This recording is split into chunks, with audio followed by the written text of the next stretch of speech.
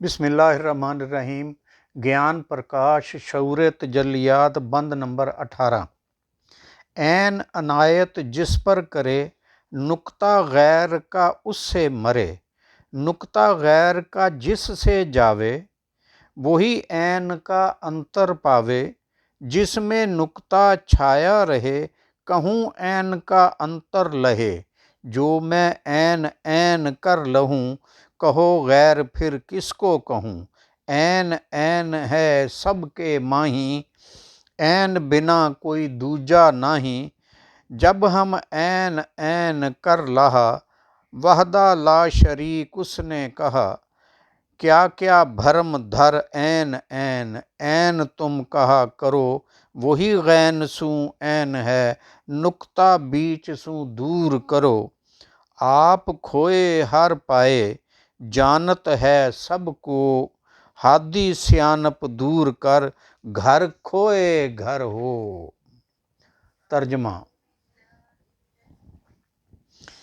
جب مرشد کسی پر توجہ کرتا ہے، مہربان ہو جاتا ہے، تو نکتہ غیر یعنی ما سوا اللہ کو حقیقت سمجھ لینے کا فکری دھوکہ اس سے دور ہو جاتا ہے۔ جب ما سوا اللہ کو حقیقت سمجھنے کا دھوکہ کسی سے دور ہو جاتا ہے، تو پھر وہ عین کے بھید کو جان جاتا ہے۔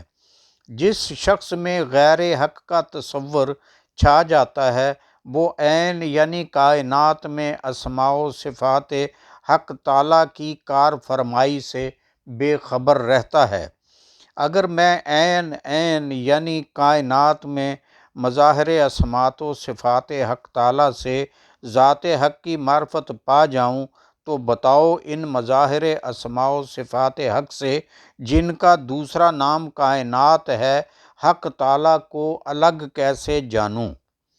ہر شے جو کائنات میں موجود ہے، اس میں حق تعالیٰ کا ظہور ہے، اور کائنات میں ظہور حق تعالیٰ کے علاوہ کچھ نہیں۔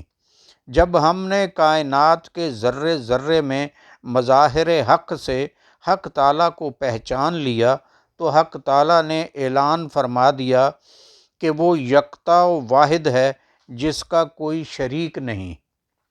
تم عین عین پکارتے رہو، مگر اپنی قیاس آرائیوں کے ساتھ تم غین کا نکتہ دور کر کے دیکھو تو وہی عین ہو جاتا ہے۔ کثرت کا پردہ چاک کر دو تو وحدت ہی وحدت ہے۔ یہ بات تو سب جانتے ہیں کہ حق کو وہی پائے گا جو اپنے آپ کو حق میں گم کر دے۔